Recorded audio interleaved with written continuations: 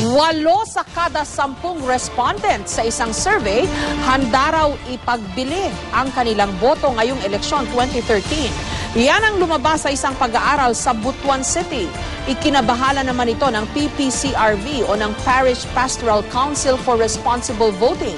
Live mula sa Quezon City, may report si Micaela Papa. Micaela? Jessica, nababahala ngayon ng mga church group at poll watchdog organization sa resulta ng isang panibagong survey sa Butuan City kung saan nasa 80% ng mga respondents ang nagsabing tatanggap sila ng pera kapalit ng kanilang boto. Sa survey na isinagawa ng Father Saturnino Orios University, nasa 80% ng 1,833 na respondents ng Butuan City ang nagsabing payag silang tumanggap ng pera kapalit ng kanilang boto ngayong 2013 elections. Ang mas nakababahala pa, 32% dito ay mula sa youth sector o edad 18 hanggang 30. Ilan sa mga dahilang binigay para makabili ng load o mag-happy-happy. Kahit 84.37% sa kabuoang bilang ng respondents, mas mababa sa 5,000 ang sahod kada buwan, mas kaunti raw ang nagbigay ng dahilan na malapit sa sikmura, katulad ng para makabili ng bigas o gamot. Ayon sa head ng research team na si Dr. Mary Joy Miller, ipinapakita ng survey na hindi na lamang problema ng kahirapan ang vote buying at selling, kundi problema na rin ng values. Since the university is engaged with voters' education, we are into massive actions doing our voters' education, as well as the university has already talked about incorporating voters' education in our curriculum, since we have found out that 8 out of 10 ang nagsasabing pwede nilang ipagbili yung kanilang boto for this coming election. Ayon sa isang sociologist, isa sa mga dahilan kung bakit naging katanggap-tanggap ang vote buying ay dahil minsay positibo pa ang pagtingin ng mga mamamayan sa kandidatong bumibili ng boto. Pag-araw ng eleksyon, accessible, so mas madaling humingi ng konting tulong, diba? Number 2, ang kandidato kapag araw ng election season, mas generous. So nagbibigay kasi parang feeling ng mga Pilipino, mas you are open to their needs. Pero babala ng PPCRV, ang pagiging bukas pa lang sa pagtanggap ng pera kahit hindi pa kapalit ng boto ay pagbubukas ng pinto sa mas malaking katiwalian.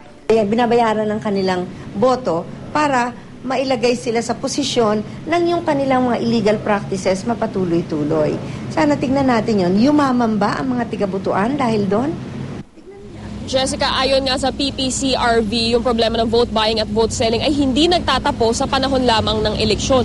Kung kaya naman, humihiling na sila sa DepEd na ipasok na sa curriculum, simula pa lang grade school, ang voters education. Ako, tama yan, Mika, kasi sinasabi nga nila, no, parang all causes are lost on certain people when they reach a certain age. Pagka medyo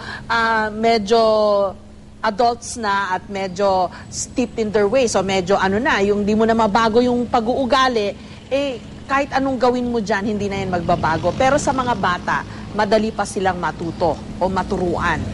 Tama yan, Jessica. Ang nakita nga na problema nila, Dr. Mary Joy Miller, kaya nakababahala yung resulta ng survey na ito. Kasi akala daw nila, yung mga primal na concern yung nagiging dahilan kung bakit ibinibenta ng mga tao yung kanilang mga boto. Kunyari, wala na silang makain, kailangan nilang pera, ganon. Pero ang nakikita nga nila ay nagkakaroon na ng trend ng devaluation of votes. Kumbaga, mababa na yung pagtingin ng mga tao sa boto. Tulad nga na lumabas sa survey na ito, willing silang ibenta yung boto nga nila para lang makakuha ng panload. So sabi nga ng PPCRV, kailangan talagang magkaroon ng values education, values formation, dun nga sa edad ng pang-grade school pa lamang, Jessica. Okay, pero naalala ko rin, may kampanya ang simbahan dati. Sabi niya, kung ako nagkakamali, si dating Cardinal Sin, no?